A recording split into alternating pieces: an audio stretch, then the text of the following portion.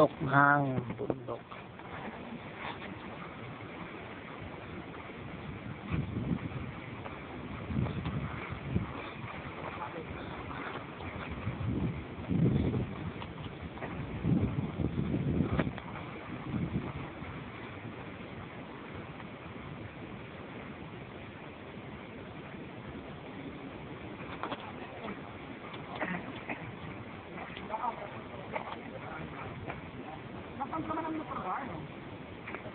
Yung palitan to ng Honda CR8 250 ito CR8 250 180,000. Oo, 250 sa Glen Aguilar din.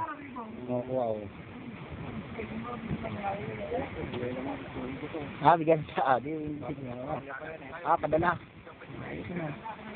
Wala dito, dito na costume eh. Jadi production wala talagang risk problem. Walang chassis number, meron. Meron. Pwede ka restro, no? Doon ka kahit walang papel, pwede ka magpagawa doon sa amin, sa Davao, sa Lumulok. 8,000 lang. Automatic sa'yo ang pangalan. Kahit sa may buklat, meron. Hindi talahid. Sa Lumulok lang yung Davao. Hindi, mayroong tagalakan doon, taga Balite. Kasi mayroong sa amin big bike ito.